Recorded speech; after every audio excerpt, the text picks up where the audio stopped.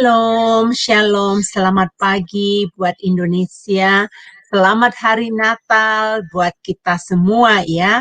Bapak Ibu yang terkasih, saya percaya hari ini kami Sema Adonai setelah libur hari Senin dan Selasa, kami kembali supaya kita merenungkan firman Tuhan hari ini ya. Bapak Ibu, hari ini kita dilayani oleh Pendeta Dedi Kurniawan yang namanya adalah bebas melayani. Mari Bapak Ibu kita satukan hati di dalam doa. Saya akan pimpin Bapak Ibu di dalam doa. Mari kita berdoa. Bapak Sorgawi, terima kasih ya Bapak untuk pagi waktu Indonesia, sore waktu Amerika, kami berkumpul bersama di Jum Sema Adonai. Pak, kami membutuhkan Engkau melebihi dari segalanya. Renungan saat ini ya Bapa, biarlah kami bisa duduk manis, berdiam diri, mendengarkan kebenaran firman, serta kami mau mengambil langkah jadi pelaku kebenaran firman. Bapa, Engkau mengurapi hamba-Mu, Pendeta Dedi Kurniawan yang akan menyampaikan kebenaran firman. Biarlah firman Tuhan yang akan ditabur nanti Tuhan Engkau juga memberkati. Bahkan setiap hati-hati yang mendengarkan, setiap pribadi demi pribadi, Engkau lawati ya Bapa. Kami percaya renungan pagi hari ini akan memberkati banyak orang Tuhan. Tentunya kami meminta pertolongan Roh Kudus ya Bapa. Kuduskan kami, melayakkan kami, memampukan kami menjadi pelaku kebenaran firman-Mu. Terima kasih ya Bapa. Kami serahkan di dalam tangan kasih-Mu renungan pagi Sema Adonai dalam nama Tuhan Yesus. Haleluya. Amin. Terpujilah nama Tuhan. Amin, amin, amin. Bapak Ibu, mari kita akan mendengarkan pujian pertama sekali yang akan dinyanyikan oleh Ibu Murni Brand.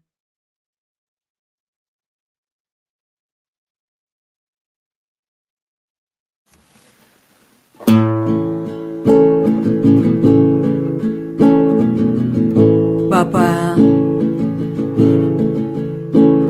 ajarlah kami untuk mengerti bahasa cinta-Mu. Ajar kami untuk mengerti bahasa kasih-Mu Tuhan. Karena bahasa kasih-Mu lah yang dapat mempersatukan kami, seluruh umat manusia.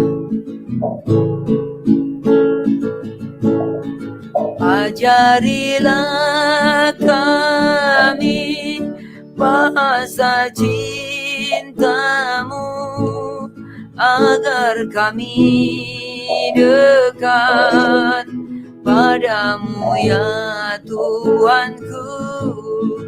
Ajarilah kami bahasa cinta-Mu, agar kami dekat padamu.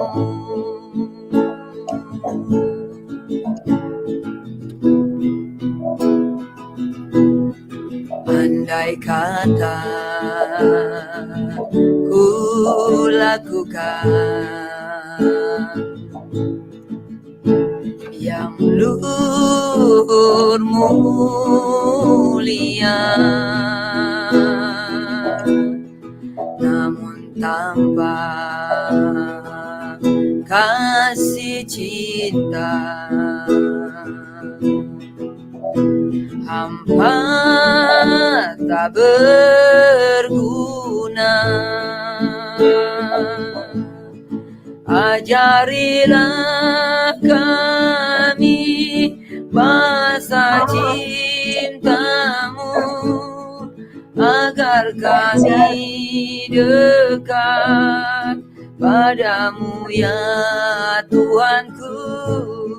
Ajarilah kami bahasa cinta-Mu, agar kami dekat padamu.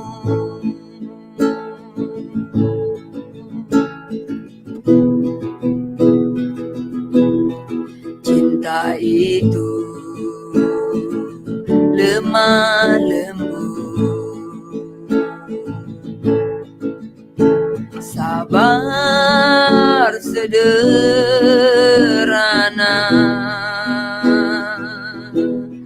cinta itu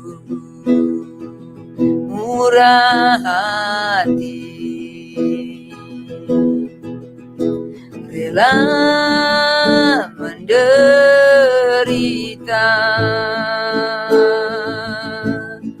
Ajarilah kami bahasa cintamu, agar kami dekat padamu ya Tuhanku. Ajarilah kami bahasa cintamu, agar kami dekat padamu.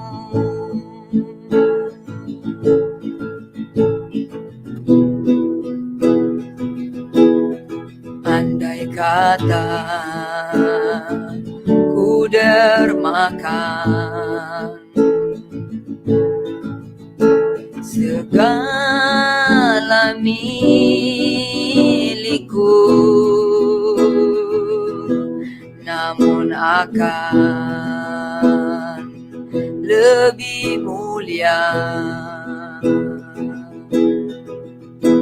serahkan hidupku. Ajarilah kami bahasa cintamu, agar kami dekat padamu ya Tuhanku. Ajarilah kami bahasa cintamu, ajar kami dekat padamu, agar kami dekat padamu.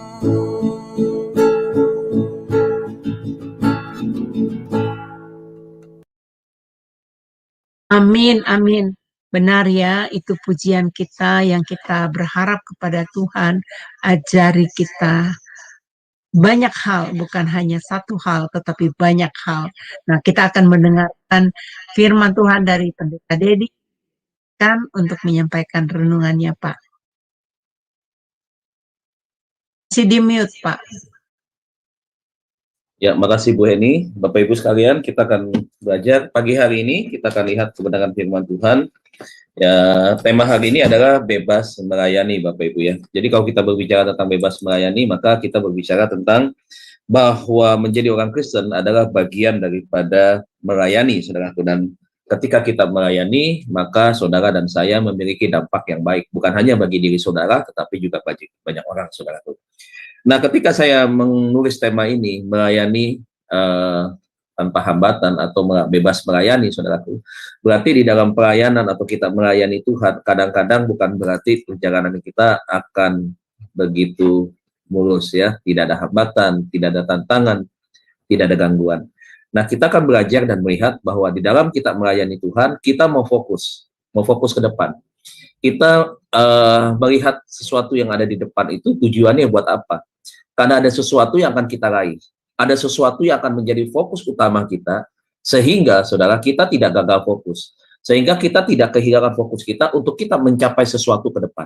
Di dalam melayani Tuhan juga demikian, saudaraku.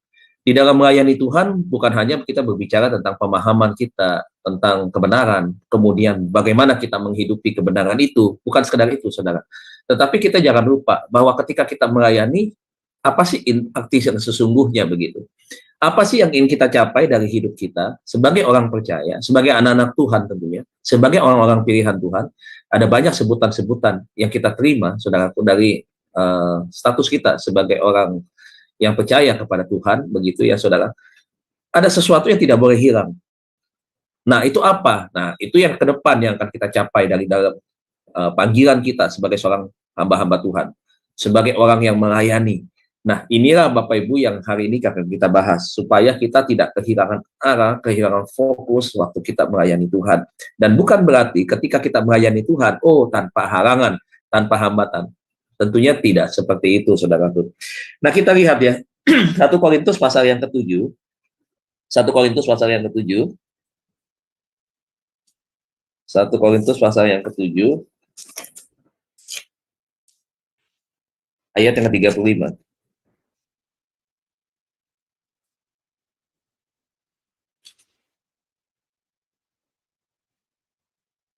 1 Korintus pasal 7 ayat 35. Saudara, waktu saya membaca ayat ini, konteksnya memang kita berbicara banyak di sini ya. Paulus sedang berbicara tentang perbudakan, berbicara tentang perkawinan di sini. Itu banyak ya. Tapi ada sesuatu hal yang saya tangkap.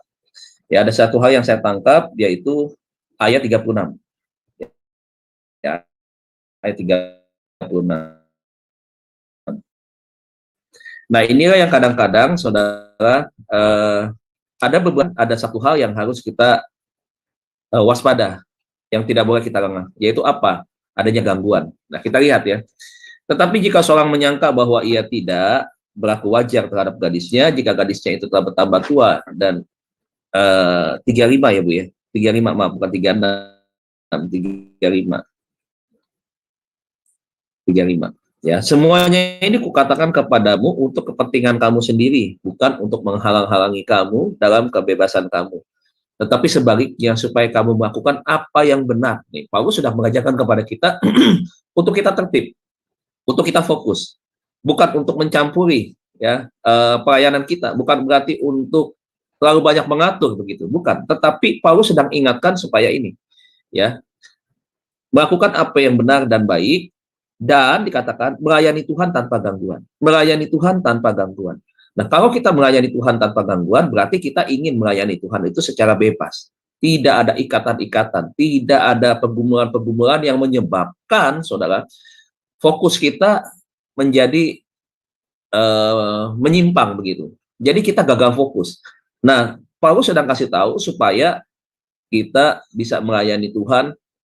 Dan kita mesti tahu bahwa ada gangguan-gangguan yang bisa menyebabkan kita terganggu di dalam pelayanan, saudara. Nah, ini yang harus kita menjadi satu pemahaman yang harus kita ingat, yang harus kita pegang, bahwa kalau kita melayani Tuhan adanya gangguan, ya tentunya sangat-sangat tidak akan bisa maksimal. Contoh, saudara dan saya, kita pernah menjadi seorang pelajar, kita pernah sekolah. Kalau guru bilang 2 hari lagi atau minggu depan kita akan ujian, atau sudah ada jadwal ujiannya, maka apa yang kita lakukan? Setiap hari kita belajar. Apa yang kita pelajari? Ya tentunya masing-masing bidang pelajaran yang akan diuji apa saja begitu. Dalam 1 minggu kan tidak satu mata pelajaran begitu. Kan berbeda banyak. Nah, tentunya kita butuh persiapan. Tentunya kita tidak mau ada gangguan-gangguan. Gangguan apa gitu? Gangguan ya misalkan dari teman-teman begitu ya, untuk yang ngajak jalan, kemudian gangguan juga di rumah gitu, adik yang suka mengganggu waktu kita belajar gitu. Sehingga apa yang sering kali terjadi, banyak orang ketika dia mau ujian, dia mengambil waktu begitu banyak untuk apa? Untuk dia belajar. Ada yang kunci pintu begitu ya. Ada yang betul-betul fokus begitu. Apa saja kegiatannya mau di dalam kamar begitu. Kenapa bisa seperti itu? Karena ada sesuatu yang ingin dicapai. Karena ada satu tujuan begitu. Nah, saya mengingatkan kita semua, termasuk diri saya sendiri, bahwa kalau kita melayani Tuhan itu, motivasinya tentu adalah apa yang Tuhan mau dalam diri kita. Bahwa melayani Tuhan itu bukan sekedar kita merasa bahwa kita ini, wah, orang yang punya kesibukan, orang yang punya jadwalnya padat, orang yang betul-betul dibutuhkan oleh orang lain di dalam dunia pelayanan. Bukan itu tujuannya. Tujuannya apa? Nanti kita akan lihat tujuannya ya. Bahwa kita diberikan kepercayaan oleh Tuhan masing-masing untuk melayani, karena ada sesuatu yang akan Tuhan berikan. Selain itu adalah bagian daripada pengabdian kita, panggilan kita, untuk kita memberi yang terbaik dari masing-masing hidup kita. Jadi ketika kita melayani Tuhan, itu bukan karena Tuhan melihat kita punya kelebihan, ya, asetnya lebih, kemudian kepintarannya, titelnya banyak, bukan itu. Yang Tuhan lihat itu adalah hati kita untuk melayani. Nah, Tuhan mau, ya, Rasul Paulus juga berkata supaya pelayanan kita tidak bisa tidak terjadi gangguan nih, gitu. pelayanan kita tidak terganggu dengan hal-hal yang bisa membuat kadang-kadang akhirnya kita menyerah di dalam melayani Tuhan. Kita bukan cuma menyerah, kita kecewa di dalam melayani Tuhan. Banyak ya resiko-resiko yang dihadapi anak-anak Tuhan ketika di dalam pelayanan. Nggak usah aneh lihat hari-hari ini, pendeta yang berhenti jadi pendeta, ya, kemudian beralih menjadi pengusaha, dagang begitu ya, kemudian sudah tidak melayani lagi, ya hanya jadi jemaat biasa. Ada juga orang-orang yang pelayanan yang bukan hanya sekedar pendeta begitu, tetapi yang di bidang-bidang lain juga sama, saudaraku. Akhirnya tidak melayani lagi. Kenapa? Karena berbagai macam faktor. Ada gangguan-gangguan, ya gangguan-gangguan di dalam pernikahan yang tidak seiman begitu kan. Ada lagi keterikatan dengan berbagai macam keinginan-keinginan yang duniawi. Ada banyak tantangan. Ini kan berbicara tentang gangguan, begitu. Kadang-kadang juga ada orang pelayan Tuhan tidak seiman dengan keluarganya bisa menjadi gangguan dalam dirinya. Banyak. Nah, Paulus ingatkan supaya kita tidak gagal fokus, supaya kita jangan lupa bahwa kita punya satu tujuan ke depan, begitu. Nah, tujuannya apa, saudaraku, ketika kita melayani? Tentunya bahwa kita melayani Tuhan itu adalah saudara dan saya ini berbicara tentang panggilan, kepercayaan yang Tuhan berikan. Ya, ketika Tuhan panggil, Tuhan berikan kepercayaan, maka kita mengerjakan segala sesuatu. Panggilan dan kepercayaan itu bukan dengan cuma sesuatu yang baik, tetapi dengan sungguh-sungguh, dengan tekad semangat yang kuat. Nah, saudara, kita lihat sebagai sebuah contoh ya. Saya potong beberapa ayat-ayat karena waktunya.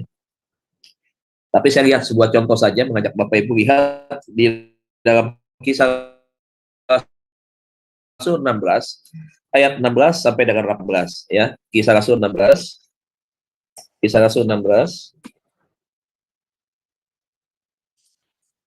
ayat yang ke-16 sampai dengan 18. Kisah Rasul 16 ayat yang ke-16 sampai 18. Demikian firman Tuhan ya.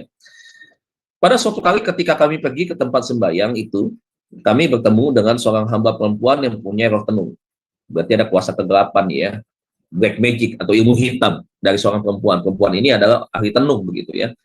Dengan tenungan-tenungannya, tuannya memperoleh penghasilan besar. Ternyata dia ada bosnya, saudaraku ya. Dia dikendalikan oleh tuannya, dan tuannya meraup keuntungan dari hasil itu tadi tenungan-tenungan dari perempuan itu. Kemudian dikatakan ia mengikuti Paulus dan kami. Ya, artinya Paulus dan beberapa orang ya dari belakang sambil berseru, katanya orang-orang ini adalah hamba Allah yang maha tinggi. Mereka memberitakan kepadamu jalan kepada keselamatan. Ayat yang terakhir, ayat yang ke-18, hal itu dilakukannya beberapa hari lamanya. Berarti lihat nih saudara, bukan 1 jam, bukan 2 jam, tapi hitungannya hari, beberapa hari, bisa lebih dari 1 hari berarti saudara. Ya, tetapi ketika Paulus tidak tahan lagi akan gangguan itu, ia berpaling dan berkata kepada roh itu, demi nama Yesus Kristus, aku menyuruh engkau keluar dari perempuan ini. Seketika itu juga keluarlah roh itu. Saudara, kita lihat ada satu peristiwa yang hebat yang luar biasa terjadi, bukan karena si penenung perempuan ini, saudaraku, tetapi kita bisa melihat bahwa kuasa Tuhan itu begitu hebat. Ketika Paulus merasa terganggu oleh gangguan daripada si petenung ini, saudara, dia akhirnya berkata bahwa di dalam nama Yesus keluar. Ada satu hal yang kita bisa pelajari, bahwa ada kemerdekaan dari ikatan kuasa kegelapan kepada si perempuan ini. Perempuan ini di satu sisi dia memiliki kemerdekaan, mendapatkan kebebasan begitu dari ikatan kuasa kegelapan, saudara. Sehingga makanya saya bilang ketika kita melayani, pelayanan itu harus bisa berdampak buat orang lain. Ini kan bicara soal dampak, begitu. Paulus ketika melayani, dia sebagai orang pilihan Tuhan, kita bisa mengikuti contoh keteladanan Tuhan, bagaimana hidup kita bisa dipakai oleh Tuhan, belajar dari Paulus begitu. Dan akhirnya apa yang terjadi? Paulus bisa memberikan satu dampak yang besar bagi si perempuan ini. Dan seketika itu dalam nama Yesus atau demi nama Yesus Kristus keluar itu, saudara. Ya, begitu kuasanya sekali nama Yesus. Tapi saya tidak mau bahas tentang hal ini karena akan keluar daripada konteks. Yang ingin saya sampaikan kepada Bapak Ibu, ya, dari 3 ayat ini yang adalah yang berikut yang ingin saya sampaikan adalah, satu adalah saudara, ayat 17 dikatakan bahwa ia mengikuti Paulus dan kami dari belakang sambil berseru, katanya orang-orang ini adalah hamba Allah yang maha tinggi. Saudara lihat ya, ada satu pengakuan dari kuasa kegelapan ya, yang mengatakan bahwa yang memberikan sebuah kesaksian, ya, iya di sini kan berarti siapa? Perempuan itu, ya, mengikuti Paulus dan kami dari belakang sambil berseru. Orang ini adalah hamba Allah yang maha tinggi. Ada kesaksian dari mulutnya yang mengatakan bahwa orang ini adalah orang benar. Orang ini adalah abdi Allah. Orang ini adalah hamba Allah. Saudara, selagi-lagi di Alkitab kita bisa melihat ada pengakuan dari kuasa kegelapan bahwa seorang hamba Tuhan yang hidupnya benar saja diakui oleh siapa? Oleh kuasa kegelapan. Kalau kita lihat peristiwa di Gerasa, ya, kuasa kegelapan yang mengikat orang tersebut menjadi orang yang pada waktu itu ada yang menafsirkan sebagai ODGJ, ada orang yang mengatakan orang yang punya ilmu tinggi dan seterusnya. Ada pengakuan dari kuasa kegelapan dari setan bahwa Yesus itu anak Allah yang maha tinggi. Itu adalah salah satu yang ditulis oleh Alkitab. Yang kedua adalah pengakuan dari orang ahli tenung ini, si perempuan petenung ini, yang memberikan kesaksian tentang Paulus. Saudara, kita bisa melihat ya, saudara, kuasa kegelapan itu mengakui kehebatan Tuhan Yesus dan juga orang-orang pilihannya. Nah, saudara, kenapa Paulus ya bisa mendapatkan sebuah pengakuan daripada ahli tenung ini? Karena hidupnya, saudara, kita bisa melihat bagaimana hatinya Paulus di dalam melayani, bagaimana semangatnya, bagaimana panggilannya begitu kuat, bahwa dia melayani itu bukan hanya kepada satu tempat, satu desa saja sudah cukup, tidak. Dia terpanggil untuk melayani lebih jauh lagi, lebih jauh, dan lebih jauh, lebih jauh. Nah, ini adalah bagian daripada pelayanan. Tapi saudara lihat di ayat 18 dikatakan, Paulus lahirnya terganggu, sangat terganggu. Walaupun di satu sisi, saudara, ada satu pengakuan, kesaksian dari si petenung ini tentang Rasul Paulus, tetapi Paulus merasa bahwa ini adalah sebuah gangguan. Saudara, kita kembali lagi ya kepada hal ini. Paulus saja levelnya, Bapak Ibu, ketika di dalam sebuah pelayanan, ini sebagai salah satu contoh saja, Bapak Ibu. Karena kita bukan kuliah, bukan membahas tentang hal ini dari sisi-sisi yang lain, dari kisah-kisah yang lain, tidak. Tetapi ini adalah bagian daripada perenungan. Perenungan kita pagi hari ini, bahwa di dalam dunia pelayanan bukan berarti tanpa gangguan. Saudara, jangan merasa nyaman ketika pelayanan, oh enak nih, tenang nih, nggak ada gangguan, nggak ada pencobaan. Jangan berpikir seperti itu. Kita bebas melayani dalam pengertian bahwa apa? Kita pun harus bisa berjaga-jaga. Kita pun harus fokus, betul-betul fokus. Jangan sampai konsentrasi kita itu terganggu. Nah, seringkali ya, iblis apapun ya modelnya ya, mau statusnya sebagai petenung mau statusnya sebagai orang apa lagi, banyaklah saudaraku ya, seringkali bisa membuat orang-orang pilihan Tuhan terjatuh. Contoh kita bisa melihat Yudas, bisa terjatuh. Karena apa, saudara? Karena dia tidak fokus di dalam melayani. Dia kehilangan fokus. Begitu. Dia nggak ngerti tentang arti sebuah panggilan. Dia nggak ngerti tentang bagaimana pengabdian hidup kita hanya untuk melayani Tuhan. Begitu. Dia nggak ngerti bahwa saudara dan saya dipanggil untuk menggenapi rencana Tuhan. Rancangan Tuhan yang sempurna atas kita.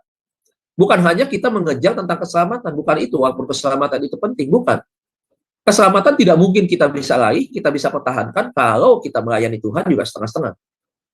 Nggak bisa begitu. Bosan melayani, ya begini-gini aja ya melayani Tuhan ya. Ya kita nggak dapat apa-apa. Nah ini saudara. Ini adalah bentuk sebuah gangguan. Ada banyak gangguan-gangguan lainnya yang bisa terjadi di dalam diri kita. Ketika performa penampilan, pelayanan kita itu bagus ya, wah kita merasakan bahwa ada sesuatu yang berbeda dari panggilan itu. Dan saudara juga memiliki dampak yang besar buat orang lain di dalam pelayanan saudara begitu. Nah, seringkali akhirnya itu tadi. Kadang-kadang ada gangguan-gangguan yang bisa menyebabkan supaya pelayanan kita itu hancur. Supaya pelayanan kita itu jatuh. Supaya pelayanan kita itu tidak bisa menjadi berkat. Ini bicara soal gangguan. Jadi hati-hati. Nah, sebelum kita melihat ada gangguan dari dalam, ada gangguan dari luar. Nah, saudara, ketika saudara terpanggil menjadi pelayan Tuhan, ada 3 hal yang harus saudara perhatikan. Gangguan-gangguan yang bisa menyebabkan saudara tidak maksimal di dalam pelayanan dan melayani Tuhan. Dan ini merupakan sebuah gangguan di dalam diri saudara ketika saudara melayani. Gangguannya itu gangguan apa sih sebenarnya? Nah, saya masuk di dalam inti pesan firman Tuhan pagi hari ini, saudara. Inti pesan firman Tuhan atau renungan kita pagi hari ini adalah apa saja gangguan yang menyebabkan orang percaya menjadi tidak maksimal dalam melayani Tuhan dan tidak bisa berdampak hidupnya. Yang pertama, saudaraku, gangguan kepahitan dan kekecewaan. Ini yang pertama, gangguan kepahitan dan kekecewaan. Saudara, kita bisa lihat Efesus 4 ayat 31 sampai dengan 32. Saudara bisa lihat Efesus pasal yang keempat, ayat 31 sampai dengan 32. Jadi yang pertama, gangguan apa saja yang menyebabkan kita terganggu di dalam melayani Tuhan? Yang pertama adalah gangguan kepahitan dan kecewaan. Saudara lihat, introspeksi bagi kita semua, termasuk saya hari-hari ini, karena firman Tuhan ini berlaku untuk semua, baik yang menyampaikan maupun yang mendengar, baik itu hamba Tuhan maupun jemaat, ya, orang yang dipanggil melayani Tuhan, atau setiap orang yang mengaku dirinya adalah pengikut Kristus. Dikatakan firman Tuhan demikian, segala kepahitan. Kepahitan itu apa aja sih sebenarnya? Kepahitan itu tidak hanya berbicara tentang luka batin. Kepahitan itu berbicara tentang sinis, skeptis, dendam. Itu kepahitan di dalamnya. Begitu. Apalagi kegeraman, kemarahan yang memuncak, kebencian yang sangat-sangat besar kepada seseorang, saudara. Ya, kemudian kemarahan, waduh, emosi yang tidak bisa dikendalikan. Ya, mudah sekali untuk mencaci maki orang, saudara. Kemudian pertikaian, ribut, ya, ribut, selisih pendapat terus, ya.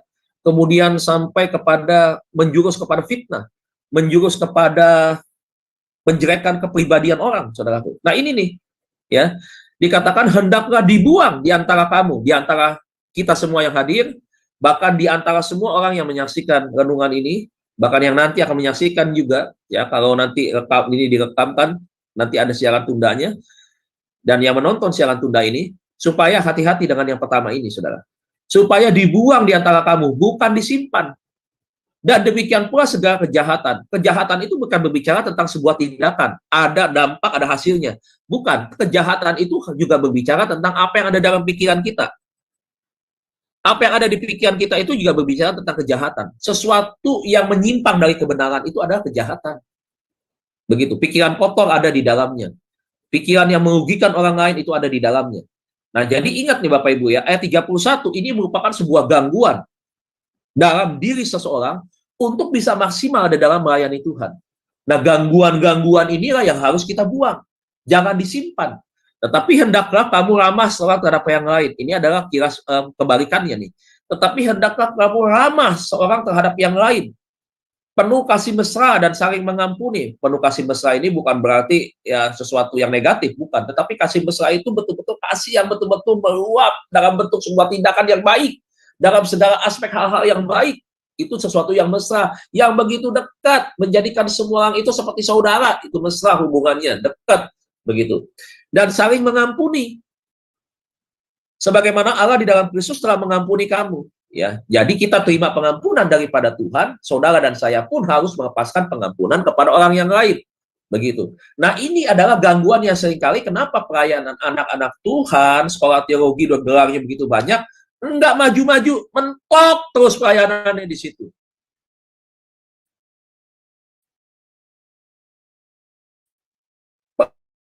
Pelayanannya nggak bisa jadi berkat buat orang lain. Kenapa? Dia lupa melayani tetap masih punya kemarahan sama orang lain. Alkitab juga mengatakan bahwa kemarahan itu, Bapak Ibu, bahkan suami dan istri pun harus melepaskan pengampunan. Padahal setiap hari mungkin dilukai, setiap hari mungkin dicaci maki, setiap hari mungkin direcehkan begitu, salah satu begitu. Tetapi Alkitab bilang lepaskan pengampunan setiap hari, Pak Bu.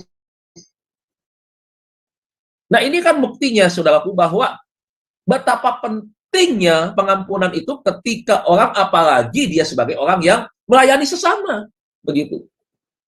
Nah, pelayanannya tidak maksimal inilah racun yang utama nih, saudaraku.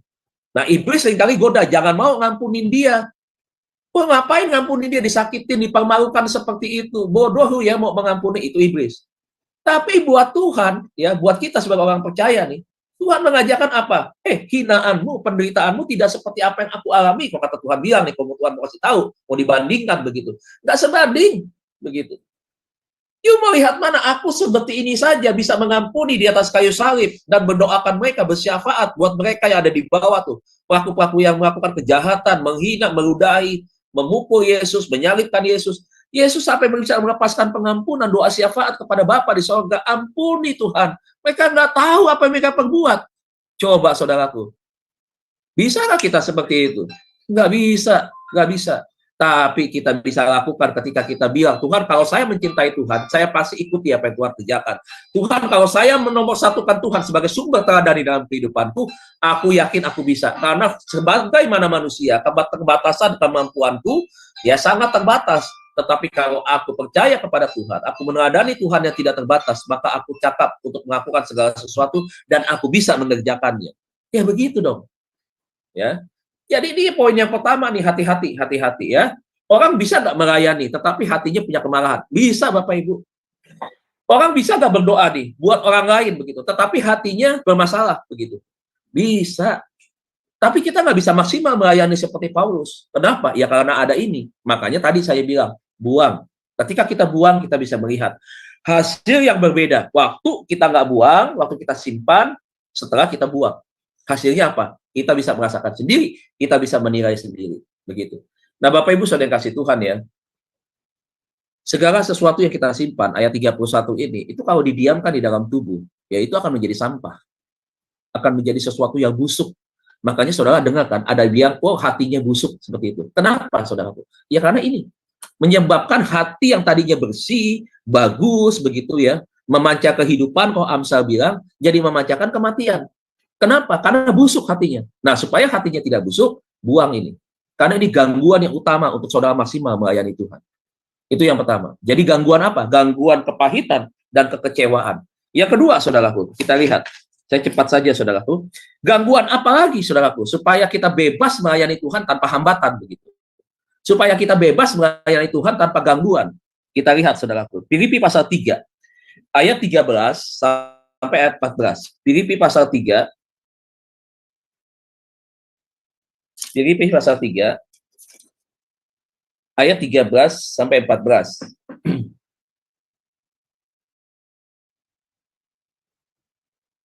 Ini poin yang kedua ya Bapak Ibu ya. Poin pertama tadi gangguan ya, kepahitan dan kekecewaan. Yang kedua adalah ini. Saudara-saudara, aku sendiri tidak menganggap bahwa aku telah menangkapnya. Ya, sesuatu yang dia kejar, sesuatu yang dia tangkap nih. Ada target maksudnya. Tetapi ini aku lakukan. Aku melupakan apa yang ada di belakangku dan mengarahkan diri kepada apa yang ada di hadapanku. Dan berlari-lari kepada tujuan untuk memperoleh hadiah, yaitu apa? Panggilan surgawi dari dalam Yesus Yesus. Ini yang saya maksud, saudara. Saudara dan saya, panggilan itu, ya, ada satu target kita. Targetnya apa? Ayat 14. Panggilan surgawi. Saudara dan saya ini dipanggil dari surga nih Bapak Ibu. Betapa kerennya nih kita nih. Orang pilihan Tuhan, panggilannya itu datang dari surga. Bukan dari DPR, gedung pemerintahan, bukan daripada pejabat-pejabat, bukan itu. Saudara dan saya dipanggil dari mana? Dari surga panggilannya. Dari Allah dalam Kristus Yesus. Keren banget. Wah, keren banget saudara. Kalau kita makna ini, wah kita tulis ayat ini jadi ayat emas kita. Wah, ini keren banget. Berlari-lari ini kita nih. Bukannya diam. Bukannya kita stuck. Bukan. Tapi Tuhan mau kita aktif. Ini kalimat aktif nih. Kita apa? Kita berlari. Bukan jalan, kata Tuhan. Berlari itu menunjukkan apa? Menunjukkan kita mengejar sesuatu. Ada target yang kita lihat. Orang lari, lihatnya ke belakang apa ke depan? Ke depan. Ke belakang jatuh dia, saudaraku. Dia nggak akan sampai. Dia larinya bisa miring tuh. Bisa menyimpang artinya. Tapi kalau dia lihat ke depan larinya, saudara, dia tahu lari maraton begitu jauh. Dia perlu daya tahan yang kuat. Perlu apa? Perlu latihan setiap hari. Dia perlu tahu strateginya seperti apa. Berapa kilometer dia harus sprint. Berapa kilometer dia harus memperlambat, mengurangi jaraknya. Standarnya harus berapa? 10 kilometer dengan kecepatan berapa puluh kilometer per jam yang harus dia pertahankan itu. Dan kalau menjelang finish, berapa speed yang harus dia naikin. Itu berbicara tentang sebuah strategi dan itu perlu latihan, saudara. Makanya tuh Rasul Paulus bilang, aku bukan petinju sembarangan yang memukul begitu. Bukan memukul sesuatu yang kosong. Bodoh ini dia bilang. Tetapi adalah sesuatu ya, yang apa? Dia memukul melihat ada satu strategi, bukan sembarangan memukulnya. Ini kan berbicara tentang sesuatu yang dilatih, sesuatu yang ada taktik dan strateginya, saudara. Di dalam latihan begitu. Kalau saudara mau lari, mengejar satu panggilan daripada Tuhan, karena ada apa di sana, ada mahkota yang disiapkan bagi saudara dan saya, supaya apa? Saudara tampil ke depan menjadi seorang pemenang, tentunya saudara harus latihan. Saudara harus fokus ke depan. Nah, ini adalah latihan di dalam kita melayani Tuhan, saudara. Nah, saudara lihat kembali ayat ke-13, ya. Merupakan apa yang ada di belakangku. Mengarahkan diri kepada sesuatu yang di hadapanku. Ingat, fokus kita sekarang setelah kita dipanggil, dipilih Tuhan, ya. Panggilan kita itu adalah sesuatu yang ada di depan, melihatnya ke depan, udah bukan lihat lagi yang ke belakang. Apa sih yang ada di belakang? Ya masa lalu kita. Jadi poin yang kedua adalah gangguan kegagalan di masa lalu. Ini gangguan kita untuk kita akhirnya seringkali gagal di dalam melayani. Karena ada kegagalan di masa lalu itulah yang bisa menjadi gangguan. Jadi gangguan kegagalan masa lalu seringkali Bapak Ibu itu menjadi alat yang menuduh kita.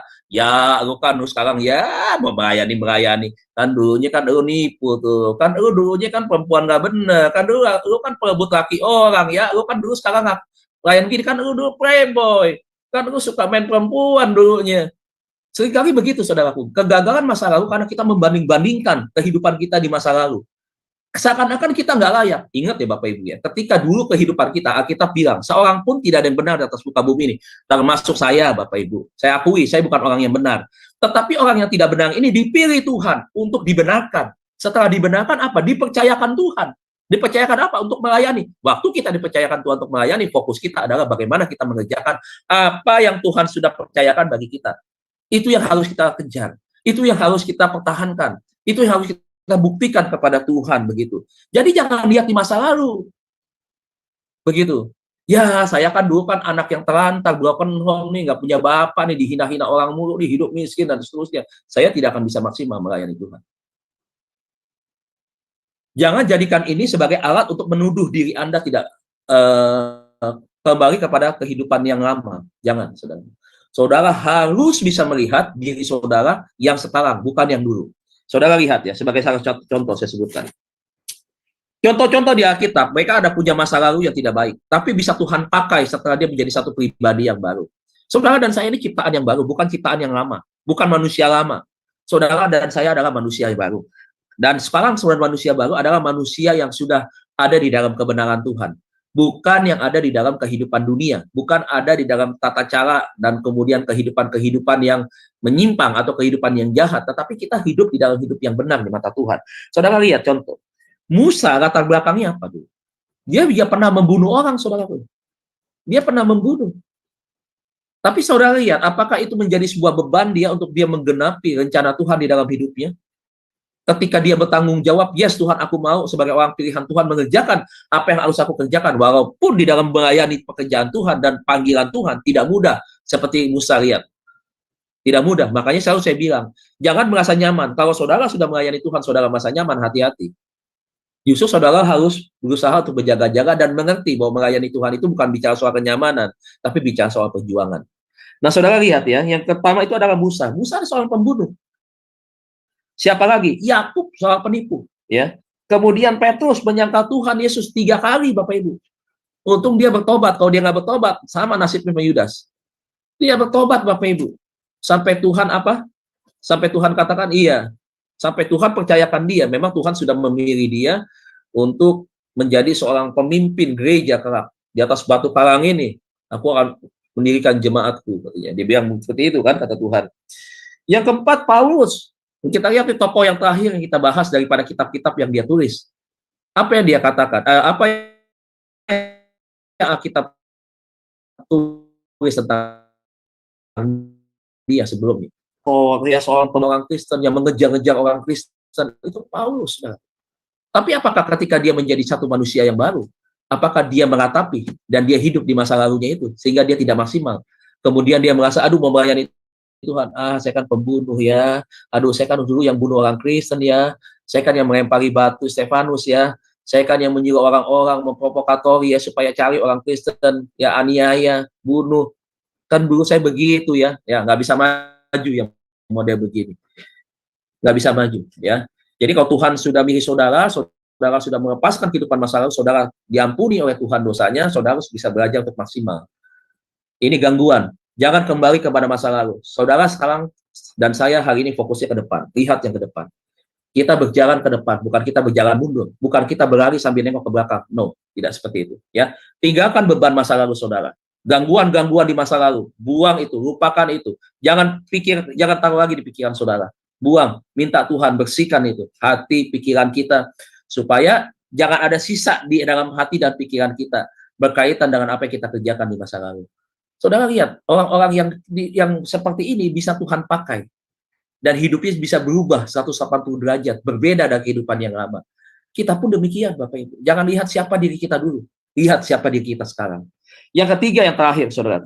Gangguan apa yang ketiga? Yang ketiga adalah gangguan kekhawatiran dan ketakutan. Yesaya 41 ayat yang ke-10. Yesaya 41 ayat 10. Banyak ya ayatnya ya Bapak Ibu ya, apalagi bicara soal kekhawatiran ya. Kata khawatir saudara bisa temukan kurang lebih 365 kata di dalam Alkitab. Saudara lihat bahwa yang ketiga adalah gangguan kekhawatiran dan ketakutan ya. Saudara lihat Yesaya 41 ayat yang ke-10. Yesaya 41 ayat yang ke-10. Nah, ini saudara perhatikan ayat firman Tuhan yang menegaskan pernyataan Tuhan bagi kita juga nih saudara. Dikatakan janganlah takut, ya, janganlah takut. Saudara dan saya dilatih oleh Tuhan, ya, bukan untuk menjadi penakut, tetapi untuk menjadi pemberani. Pemberani dalam apa? Pemberani di dalam hal ini tadi, di dalam menghadapi keadaan-keadaan yang membuat kita bisa menjadi lemah. Itu yang harus kita lawan. Dikatakan sebab aku menyertai engkau. Artinya kalau Tuhan menyertai, Tuhan mendampingi, Tuhan mengikuti. Tuhan ada bersama dengan kita. Dikatakan janganlah bimbang, ya. Sebab aku ini Allahmu, aku akan meneguhkan, bahkan aku akan menolong engkau, aku akan memegang engkau dengan tangan kananku yang membawa kepada kemenangan. Lihat, saudara. Kenapa kita mesti khawatir? Kenapa kita mesti takut? Jujur Bapak Ibu, ya, hamba Tuhan setinggi apapun pelayanannya, seluas apapun pelayanannya, bukan berarti dia bebas dari rasa takut dan kekhawatiran. Dia punya rasa takut dan khawatir. Nabi-nabi pun punya zaman dulu. Rasul-rasul pun juga sama, saudara. Dia punya rasa takut, punya kekhawatiran. Tetapi Tuhan menegaskan, sesuatu yang menjadi kelemahan bagi manusia, dia ingatkan, jangan pernah takut. Dia jamin saudara dan saya sebagai orang percaya, anak-anak pilihannya, saudara, supaya saudara tidak menyerah kepada yang disebut dengan rasa khawatir, rasa takut. Sebab apa? Dia menjamin saudara dan saya, bahwa aku akan menolong, aku akan memegang dengan kananku yang membawa kepada kemenangan. Artinya apa? Saudara dan saya dibawa Tuhan untuk meraih kemenangan, bukan untuk meraih kegagalan dan kekalahan. Berarti saudara dan saya hari ini diberikan kekuatan, itu datangnya daripada Tuhan. Kalau saudara bisa menang dari bebas rasa khawatir, rasa takut, itu berarti bukan karena kita, itu karena Tuhan.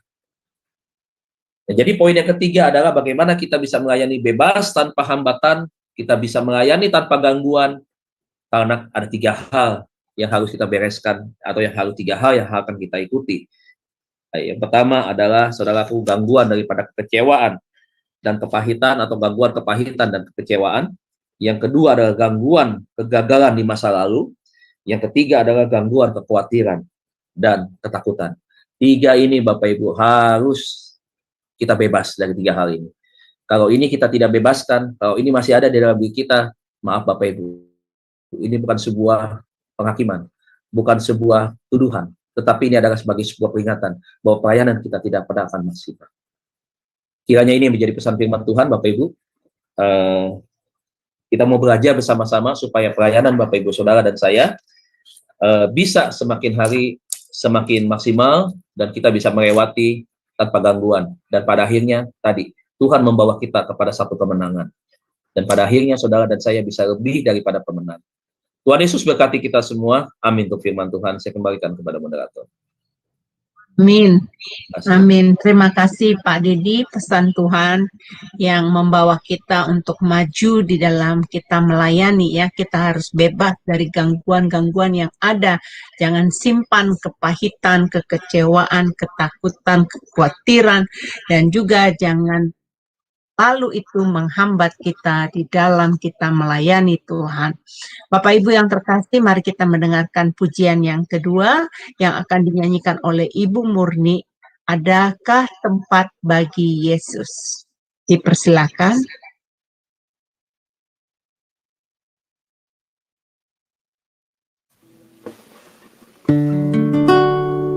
Firman-Nya bersabda, Wahyu 3 ayat 20. Lihatlah, aku berdiri di muka pintu dan mengetuk. Jikalau ada orang yang mendengar suaraku dan membukakan pintu, aku akan masuk mendapatkannya Dan aku makan bersama-sama dengan dia, dan ia bersama-sama dengan aku. Amin.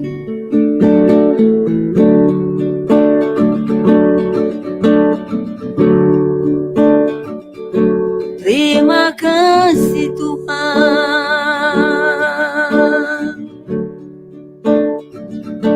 Engkau baik,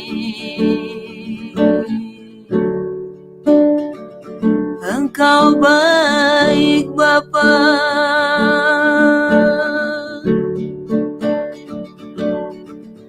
Terima kasih.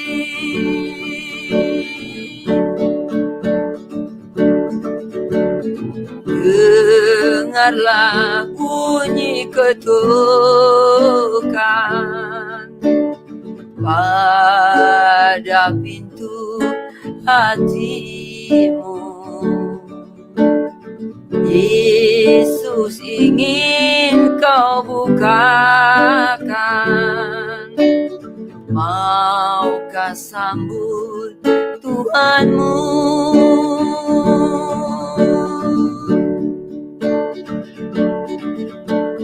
Adakah tempat baginya dalam ruang hatimu? Ia datang menghapuskan segala dosa-dosamu.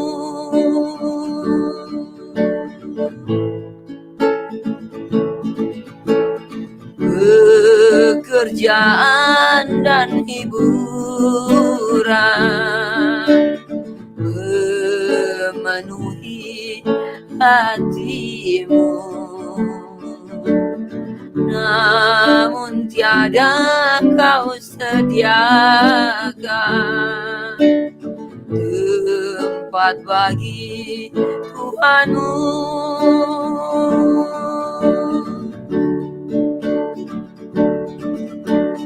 Adakah tempat baginya dalam ruang hatimu?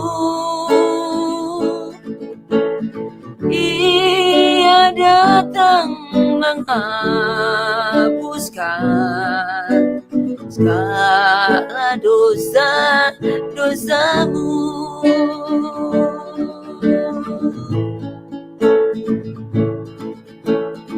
Banyak waktu kau gunakan, segala kesibukan, tapi bagi juru selamat tiada lagi waktumu. Adakah tempat baginya dalam ruang hatimu? Ia datang menghapuskan segala dosa-dosamu.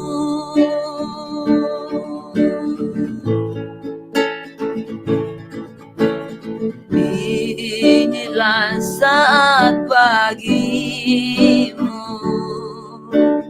mendengar suara Tuhan. Jangan keraskan hatimu, esok mungkin berlalu. Adakah tempat baginya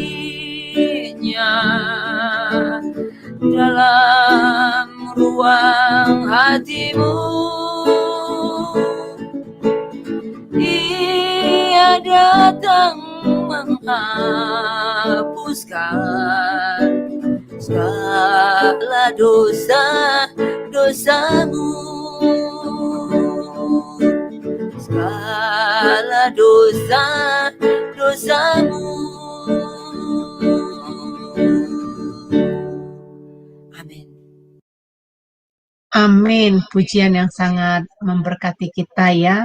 Liriknya itu sangat memberkati ya kalau kita simak bait demi bait. Bapak Ibu yang terkasih, saya mau mengumumkan besok kita akan dilayani oleh Pendeta James Sendri yang akan membawa tema ketika sesuatu terjadi. Kita akan berkumpul kembali untuk minggu ini, hari Kamis besok, Jumat dan Sabtu sepanjang minggu ini kita masih bertemu, tetapi untuk minggu depan tanggal 1 dan tanggal 2 dengan pagi akan diliburkan kembali karena Ibu yang terkasih. Nah, Bapak Ibu, sebelum saya akan berdoa firman Tuhan dan kemudian nanti saya minta Bapak Pendeta Dedi akan berdoa berkat buat kita semua. Mari kita satukan hati. Bapak Surgawi, terima kasih ya Bapak untuk firman Tuhan yang telah Tuhan ajarkan kepada kami. Bapak, kami mau fokus, kami mau melayani Engkau tanpa ada hambatan, tanpa ada gangguan ya Bapak. Bapak angkat semua kepahitan, kekhawatiran, kekecewaan, bahkan apa yang menjadi bayang-bayang masa lalu itu Bapak. Bapak itu tidak menghantui perjalanan kami dalam melayani Tuhan. Bapak Surgawi, kami percaya kemenangan demi kemenangan Engkau berikan kepada kami bebas untuk melayani Engkau tanpa ada tuduhan sama sekali. Apa kami harus berdamai terhadap diri kami sendiri, sehingga kami boleh maju di dalam pelayanan kami ya Bapak. Terima kasih untuk firman Tuhan yang Bapak berikan kepada kami. Hamba-Mu di Kurniawan lebih lagi ya Bapak. Tugas-tugas dia sebagai gembala sidang di dalam gerejanya. Dan dia sebagai dosen Tuhan di onsite, di STT. Dan juga mengajarkan kali pengajaran-pengajaran firman. Baik juga yang di Zoom Tuhan. Di Zoom Sema Adonai, di pengajaran-pengajaran.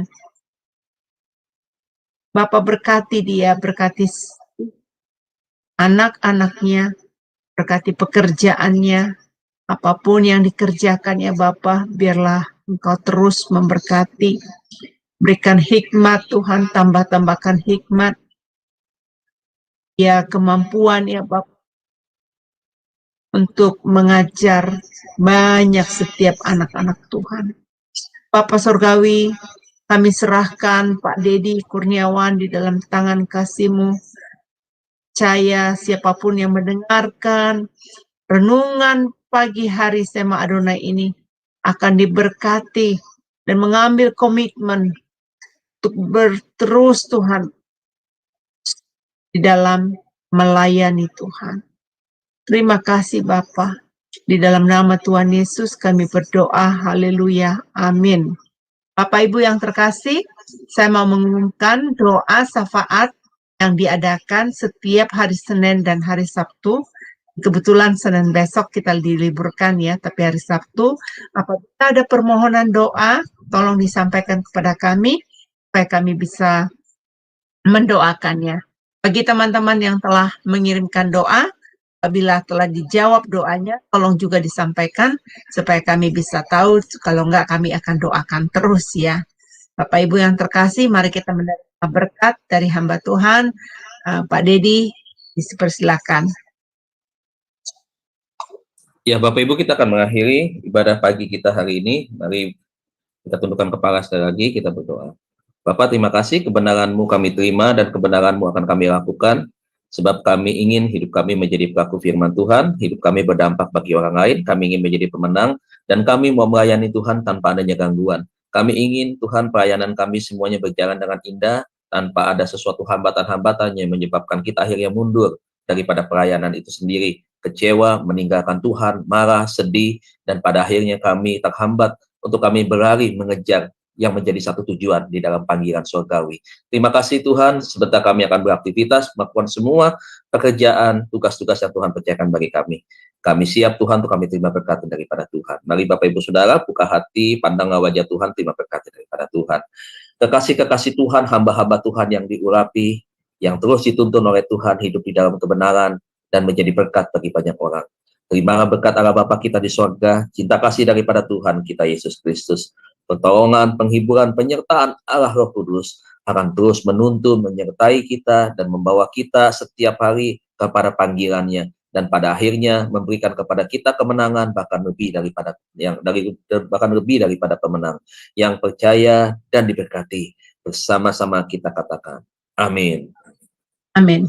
Amin. Amin. Terima kasih atas pelayanannya Pak Dedi. Tuhan memberkati Sama-sama selalu. Ibu Heni, terima kasih Bapak Ibu semua. Selamat beraktivitas. Tuhan Yesus berkati Bapak Ibu semua.